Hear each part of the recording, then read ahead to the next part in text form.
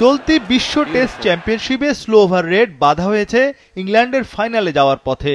প্রথম সিরিজেই ১৯ পয়েন্ট হারিয়ে শতাংশের হিসেবে পিছিয়ে থাকে ইংলিশরা।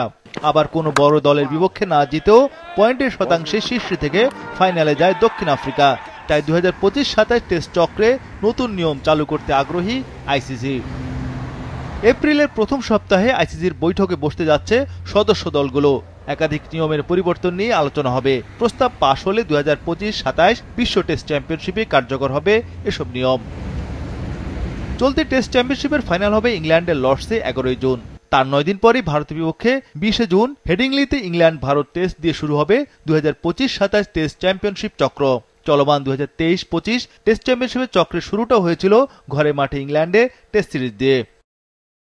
তাই জুনে শুরু হতে যাওয়া ইংল্যান্ড ভারত সিরিজ থেকেই কার্যকর হতে পারে নতুন নিয়ম। ব্রিটিশ সংবাদ মাধ্যমের দাবি, বড় জয়ের ক্ষেত্রে বোনাস পয়েন্ট দেওয়া হতে পারে।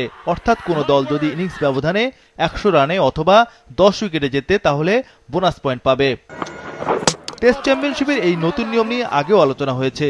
বিশেষ করে ছোট দলগুলোর দাবি ছিল বড় দলগুলোকে হারালেও বাড়তি কোনো কৃতিত্ব দেওয়া হচ্ছে না। তাই বড় দলগুলোর বিপক্ষে টেস্ট জিতলে বাংলাদেশ, ওয়েস্ট ইন্ডিজের মতো নিচের সারির দলগুলোকে বাড়তি পয়েন্ট দেওয়া হতে পারে। অর্থাৎ ভারত, অস্ট্রেলিয়া ও ইংল্যান্ডকে কেউ হারালে নির্ধারিত ১২ পয়েন্টের পাশাপাশি বাড়তি পয়েন্ট যোগ হবে। অনেক টেস্ট সদস্যের মতে এতে ছোট দলগুলো আরও অনুপ্রাণিত হবে টেস্ট খেলার দিকে। মূলত ইংল্যান্ডের ক্রিকেট বোর্ড ইসিবি থেকে আসছে বেশিরভাগ দাবি দাওয়া, যার মধ্যে আলোচনায় রয়েছে আইওসির জিতলেও যেন বোনাস পয়েন্ট দেওয়া হয়। বিশেষ করে গত বছর ভারতের মাটিতে নিউজিল্যান্ড ৩-০ ব্যবধানে জিতেছিল। বিদেশের মাটিতে জয় এমনিতেই বড় অর্জন। যদি বোনাস পয়েন্ট পেতে কিউইরা তাহলে হয়তো ফাইনালে উঠতে পারত।